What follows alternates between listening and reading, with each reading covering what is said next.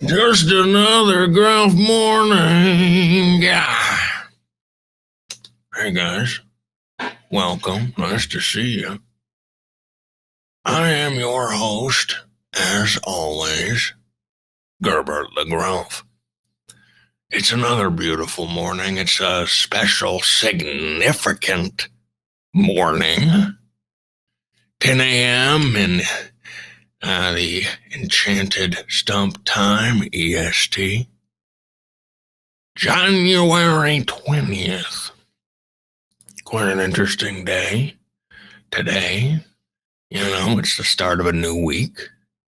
And we're going to have a new, you're going to have, I don't think he rules over me, but you're going to have a new president. President Trump's going to come in, being inaugurated today. Maybe I should look up when that is, like what time. Let's see. Inauguration time. Let's take a look. No. Diddly-dee. I like how it takes forever to get to the information. Okay. Looks like it starts at noon, so the swearing-in ceremony for President Trump will start in about 2 hours. A little less than 2 hours. It's exciting. So I hope everybody's doing good. I hope everybody's having a good morning so far. Now, you may have noticed we've started this without our little ritual we do. The simultaneous slurp.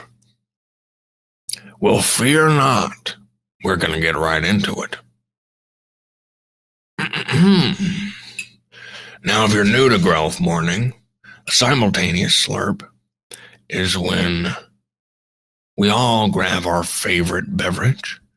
I typically have in front of me, and do also have in front of me this morning, some acorn coffee. But it doesn't have to be caffeinated. It can even be some water. It can be some sludge you found in a little pool. It can be anything your little heart desires or the nearest beverage to you. But we grab our beverage. I count down 3, 2, 1, go. And we all slurp as a family. The secondary benefit is that we are trying to summon the Chinese whales. The mythical Chinese whales to come in and slurp H-bar. Come into our little ecosystem. Let's get right into it. 3, 2, 1, go.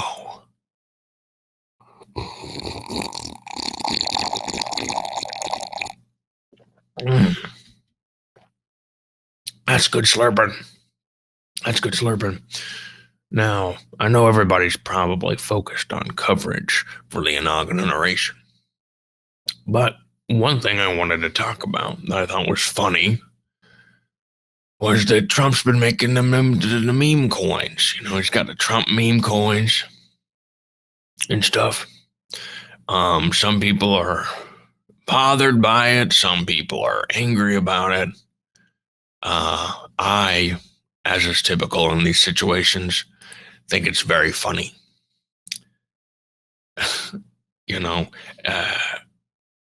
A lot of crypto people,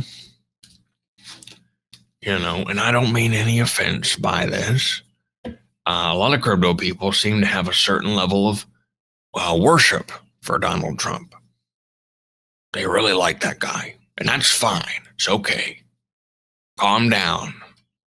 Don't be defensive. I'm just saying something, all right? It's okay. And I've also noticed a lot of those guys hate meme coins. Do not like them.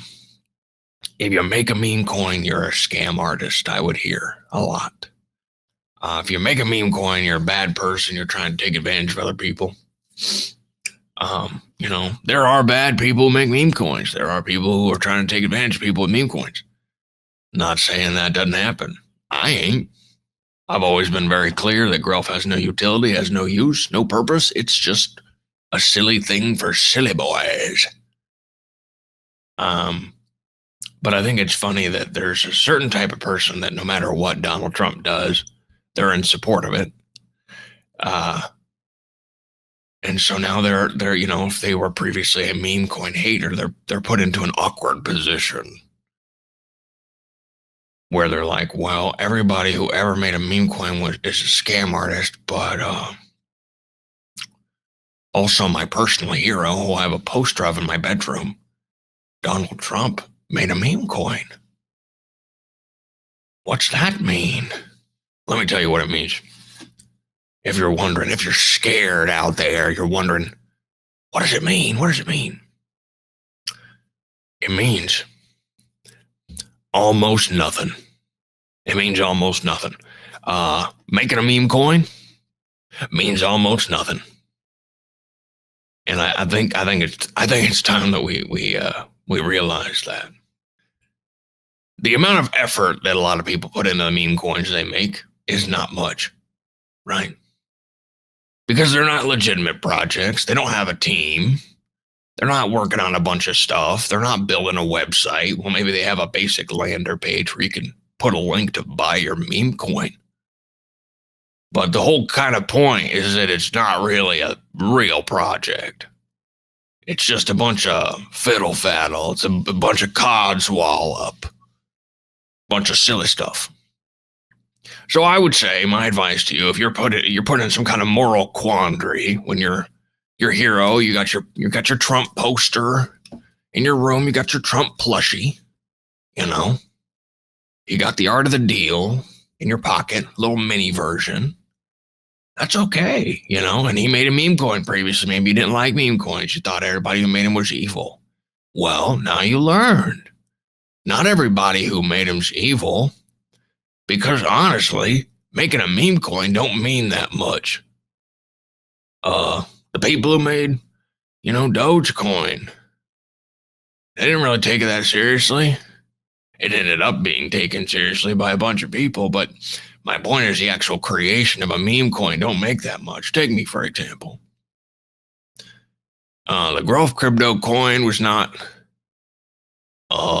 intended to be the top meme coin on Hadara when it was created. It was made because I thought it would make a lot of people mad. And I thought that'd be funny. And it was. It was really funny. It was really funny. And I also had a theory, because a lot of people don't like me, Gerbert the Grelf. Maybe you didn't know. I existed before the coin existed. I was born before. I was around before. I had a theory that people who don't like me could learn to like me if there was a financial component associated with me. Same guy, logo still my less than aesthetic face, right? It's called Grelf. That's me, the Grelf, right? I had a theory that if you tied money to something, it doesn't matter what it is, people will be, at least in the crypto community, will be more drawn to it, right? What is previously annoying, if it makes you a little cash, it's the same thing with a lot of, the young ladies. Well, if he's worth $1 million, it can't be that ugly, And a lot of that ended up being true. Some people still don't like me. That's fine. Anybody can have their opinion. But I did set out, one, to make a nice joke to make me laugh, and two, to prove a little theory, because a lot of people early on really didn't like me, that it doesn't really matter what it is, what it looks like. If they can see something for themselves to profit, essentially, then it don't matter. And that's kind of a perspective I have on most cryptocurrencies, personally, because there's a lot, right? There's a lot of them. Every one of them's got their fans. Every one of them's got a bunch of people who are like, this is going to be it. Obviously, the fact is, they can't all be it, you know? It's not going to be a situation where one completely steamrolls everyone else and it's just one thing. You don't have one protocol on the internet, you know? That doesn't make sense. But, you know, most of them are going to go bye-bye. Sorry to say. You know, there's always a consolidation in any new market. A bunch of competitors spring up because it's a new thing, you know. But eventually things kind of equal out, you know. Not everybody's going to be a winner. Even so, even though some people think, well, obviously mine's going to be a winner. I've done a lot of research. Most of these, everybody's saying that, but most of these are not going to be here 10, 20 years. At least not in any kind of meaningful capacity. So it's an interesting thing to think about, right? Our own biases on what we buy and how we, you know, just assume that our investment's going to be successful. And sometimes it doesn't really matter what the content is. I mean, there's people who are still defending that hex token and saying, no, it's going to come back. Like the founder's like, there's a warrant out for his arrest. He's gone. It was essentially a slightly more elaborate pyramid scheme. And people are like, no, it's coming back, guys. It's coming back. No, this is going to be one of them. This is going to be one of the 10 main cryptocurrencies. Come on, let's do it. There's thousands, guys. There's thousands and thousands and thousands. But each of them, I don't know how. This is the thing that I am interested in and that I don't know how to answer. How did those people, we're talking about a niche community of a niche community of a niche community. How do those people find that thing and then devote their lives to it? I don't get it. I don't get it. And it's with all of them, right? It's with all of them. And a lot of them don't have any real, you know, more utility than Grelf, which is zero, right? Which is none. It's an interesting thing. We're in a very interesting space. It's a space where there's a lot of bias. It's a space where there's a lot of confirmation bias. I run into this a lot where somebody picks like one of 1,000 cryptos, essentially by throwing a dart. They buy it. It goes up 10%. And they're like, well, I must be a genius. Ignoring, of course, that every other one on the dartboard also went up 10%. And then they're like, oh man, this must be it, baby. And then they join the community, they get invested, and their confirmation bias gets stronger. Oh, the more I'm putting into this thing, the more I'm looking into it, the higher the price is going up. When there's just a general uptrend, right? That's how things typically work in the cryptocurrencies market. You get a general uptrend, you get a general downtrend. People don't, obviously there's isolated cases where something goes against the trend. And that's always exciting.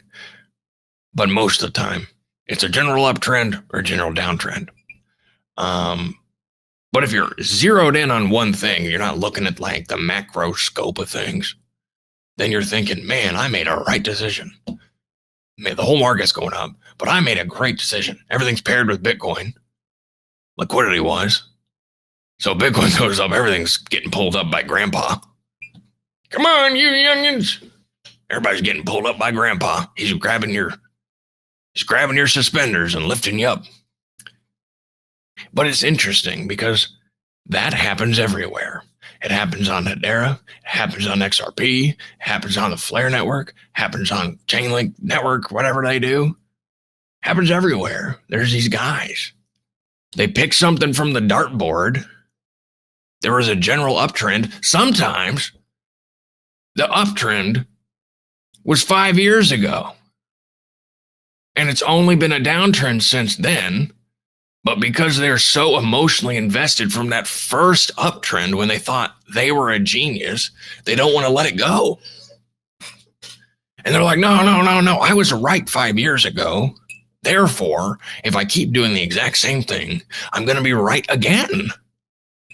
Eventually, maybe in 6 years, maybe in 7 years. I mean, they say a broken clock is right twice a day.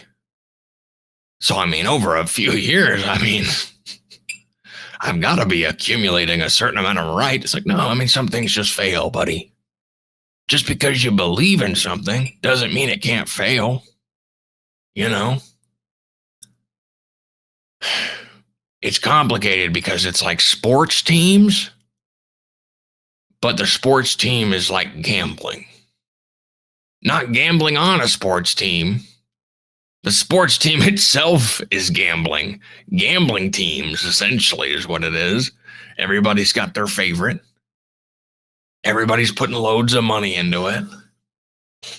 They don't know, right? We're speculators. We call ourselves investors, but we know very little about what's going on behind the scenes. We get stuff through Twitter. We get blog posts. We're not in any of these meetings. When they have meetings, they might as well have been saying like, hey, okay, let's make another blog post where we make something up. Let's pay this other company to not call us out when we use their logo. Let's keep chugging along, baby. This stuff doesn't even do anything. Actually, the hashgraph is just based on the internet. It's just the internet. It's not even a separate thing. It just looks like it. We don't know. We don't know. Obviously, some people are doing their actual due diligence, but the vast majority of us are just reading information and hoping that it's true. Well, they wouldn't lie to us. They wouldn't lie to us. All this to say, I'm not saying Adair is lying to us. I don't think they are. Just putting forth a little thought exercise that everybody thinks that their chosen chain is the best, has the best team, has the best chance of making it. Being one of these consolidated 10 things, it's just important to kind of separate yourself from your personal biases. I love our community. I love Adair. But you gotta have some degree of separation between yourself and your investments, unless otherwise you're gonna go crazy. We all remember our first year, eyes glued to the screen. Oh, it went up 0.01%. Oh my gosh, this could be the start of a new uptrend. Oh, it went down 0.1% again. We all remember. I did it. You did it. We all did it. Maybe some of us are in our first year now. And to those people, I would advise you, nothing you do is going to matter to the price. Unless you're Lehman Baird, nothing you do is going to matter. Okay? We talked about this in a previous Grelf morning, but a lot of the money coming in that's pumping HBAR is not from it's pretty clearly not from retail people in the sense that it's regular degen types. It's most likely institutional money, right? Seeing an opportunity and buying in. Because we're not getting a lot of more people in our ecosystem. We're not getting a huge amount of new wallets created. There's not really a big trend. NFTs not really going up. Not a lot more transactions in regards to that. HTS transactions went up a little bit with the launch of Meme Job, but honestly, not even that much. Considering we had a whole new platform launch. So obviously the money's mostly coming from somewhere else. Not people who are going to be buying Grelf or talking to any of us, but big companies throwing money in because they think, okay, this is going to be a smart investment. Which is fine. Again, it's fine. What I'm trying to bring attention to is the amount of control you have over any of this stuff, the price, etc., is minimal. It's very minimal. Now, that might sound bad, but it's actually a good thing. You don't have any responsibility for that. You don't need to check on it constantly. What's going to happen will happen. Now, if you're a day trader guy, maybe you think, okay, well, I do have to like stare at it constantly. And to that, I would say, if your job is day trading, pick another job. I mean, seriously, I don't care how much money you're making. A lot of you probably aren't making that much money, honestly. Pick another job. What a horrible job. I couldn't think of a worse job to have. Just staring at numbers constantly, being really emotionally invested in them, being literally invested in them with your money, and then trying to make decisions in a chaotic environment every day. Pick another job, dude. Pick another job. You're going to burn out. You're not like, I mean, there's been studies on this, that as time goes on, nobody's a successful day trader for a year, right? Maybe you're a successful week trader or a month trader. But if you're actually trading every single day, unless you have just a bot running, which kind of isn't the same thing. I'm talking about people who are just glued to their screen, right? That's what I'm criticizing. Don't do it. Don't do it. We had a guy the other day who was like, oh my gosh, I'm making so much money, this is so exciting. I haven't showered in 4 days. You should shower. You should shower. Even I shower, right? And I'm a weird Grelf. You not showering isn't magic, right? It's not making the number go up, dude. Oh, I haven't slept in 2 days. You should sleep. Go to sleep. What are you doing? Don't completely diminish your quality of life because numbers on a screen are going up. I know it's exciting, right? Oh, this could be life-changing money. But you want to change your life for the better, right? You don't want life-changing money to change your life to be bad, right? Because that's what you're doing. That's what you're doing, dude. You're letting that life-changing money change your life for the worst. Don't do it. Take a shower, see your family, see your friends, put the phone down. I'm addicted to the internet like all of us. But even I know when to turn it off. Sometimes. It's harder when you work from home, and it's harder when your job's online as well. I know. Take a weekend off. It's okay to check your notifications a little bit. But don't be glued to the screen, buddy. Don't be glued. Thanks for the feedback there, Sus Conkaisi. If I'm being too quiet, there's very little way for me to tell. Because it's just running. There's not like a meter. So I turned it up a little bit. Should be good for you. When I do the recording replay thing, I'll fix it and make it all the same audio level. But thanks for that. I do appreciate it. But yeah, don't make your life worse. I mean, what's the money for? Is it for a really shiny jacket? Is the money for a really nice car? Hopefully not. Maybe that can come later. I don't care what you spend your money on, but you should make sure you have a good standard of living first. You should have, a good place to sleep at night. You should have clean clothes. You should have access to food and water. I don't think you're hardcore if you say, I haven't eaten 2 days. I just been staring at the screen. That's bad, dude. That's bad. If you raise your anxiety levels to the point where you have a heart attack, then what was the point of the money, So many things can happen. So many people die young. And a lot of them, their family members can't even get access to their crypto wallets. Don't be like that. Don't make all the energy and effort you spent and all the focus you attuned to this random weird stuff hurt your life. You know, a lot of people have a bad perspective. And this has been talked about a lot, but I think it's worth bringing up again. The concept of, when does my real life begin? And I see this a lot in people on crypto. When I make it. My real life will begin when I make it. I'm pre-rich.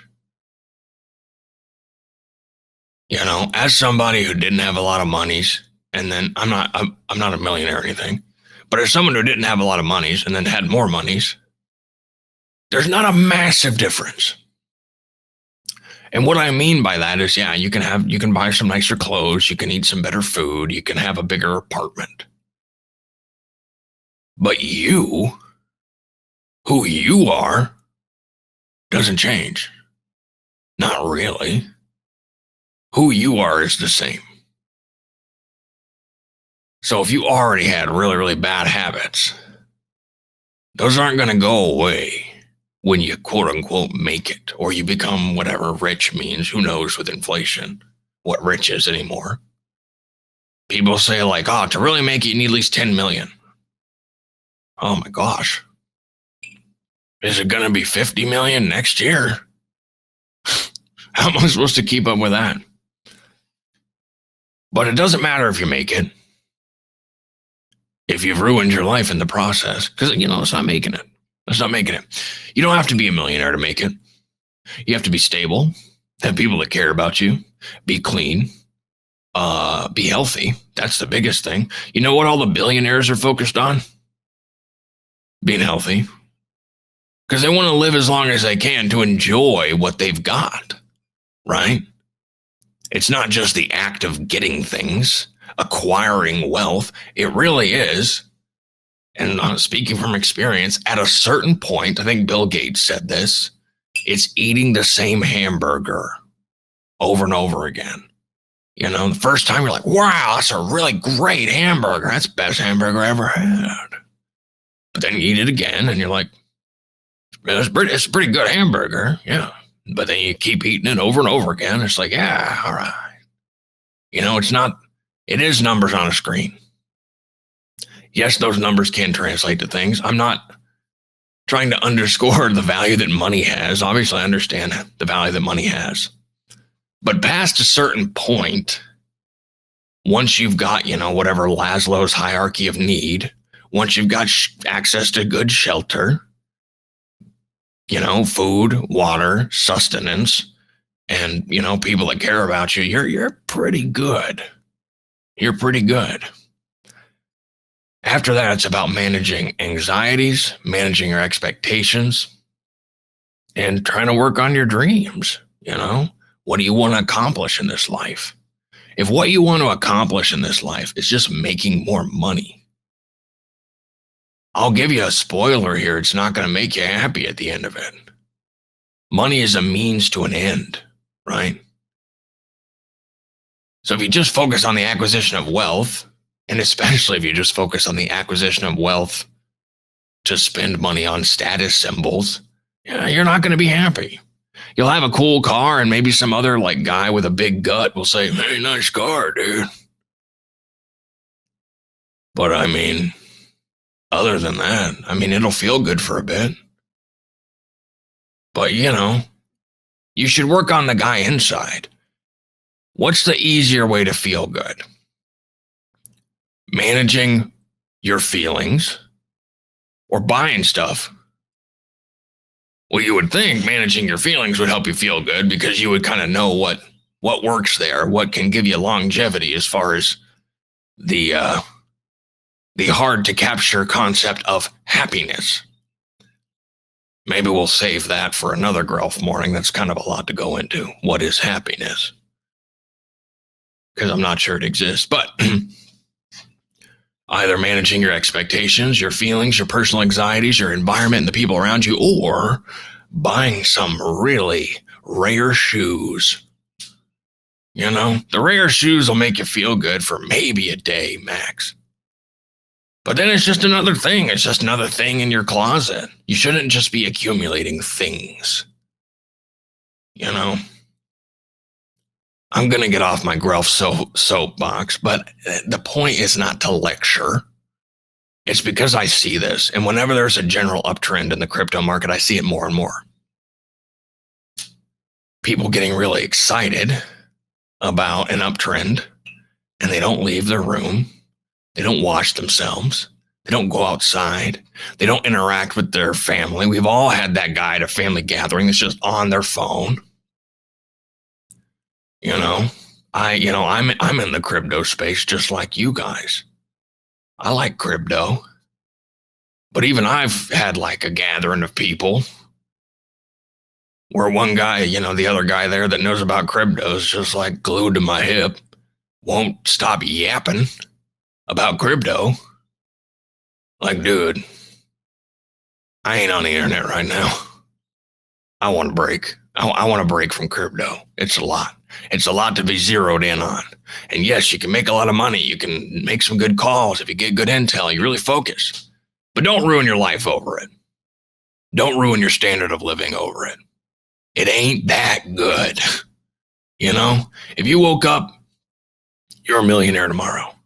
The amount that you think would change compared to what actually changes would shock you. Oh, I'm buying a new house immediately. Now you have your new house. I'm going to buy some furniture for it. Okay, you did it. You bought more things. Did that change anything about who you are and what you care about? No. You have more things. Most of us live in a first world country. People who are struggling with poverty are obviously not the ones I'm talking about, because I'm talking about kind of like high level investing type people, right? Who have disposable income to throw in. So I don't want to hear anybody be like, you say money doesn't matter. Oh, I'm living paycheck to paycheck. Bro, I ain't talking about you. Okay. I ain't talking about you. I'm talking about people who have already met their needs, right? And they have money that they're going to use that's extra to invest. If you're living in poverty and you're taking out loans to invest in crypto, maybe it's a hot take, but I would not suggest you do that. I feel like that would be a bad idea. Should not put in more than you're willing to lose, because it is random investing. At the end of the day, there's not a lot of sure things in this life. But one thing is sure, it's your life and you're going to be there for it. So you should make your time in your life good. So take care of yourself, people. It's a brand new, beautiful week. We got a brand new, beautiful president. He's going to be coming in.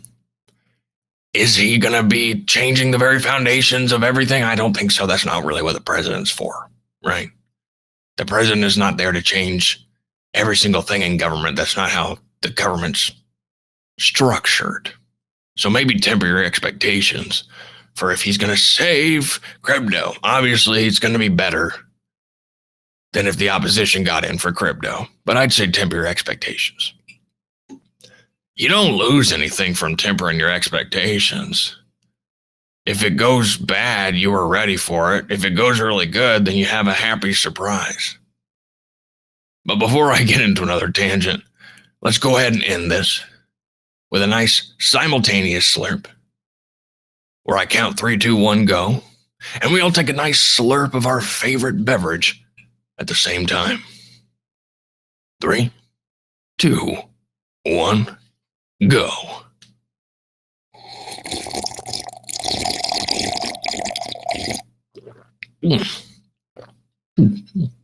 That's a good one. That was a good one. I hope you all did it with me. I can feel when you do it with me or not. Oh, and before we go, we do have one update. My pigeon, named Paul, is still missing. He's still missing. He was missing through the weekend. So this is, I guess, it's just 5 days that Paul has been missing. Paul the pigeon. Yes, it's very sad. I haven't been getting very good sleep lately because I had become accustomed to the tippity tap of his tiny little pigeon feet on my roof. Been tossing and turning all night, you know. Maybe you can tell in my voice, I'm a little groggy. But I miss you, Paul. If you're listening out there, I don't know if you have internet access. I miss you, Paul, and I want you to come home. So I ask, as I do, every time while Paul's been missing, if you see a pigeon out there in your life, he looks the same as any pigeon. Like you can imagine a pigeon, that's what he looks like. He doesn't really have any discerning features, unfortunately. But if you see a pigeon, scream at the top of your lungs, "Go home, Paul!" Just like that. And hopefully he'll hear it and he'll fly home, because he's not a homing pigeon, unfortunately. If he was a homing pigeon, he'd be home already. But he can't find his home. He's lost. He's lost. And also, in the comments of this space, please reply, #pray for Paul. And I'd encourage you all to do so. This has been another Grelf morning. Thank you for tuning in.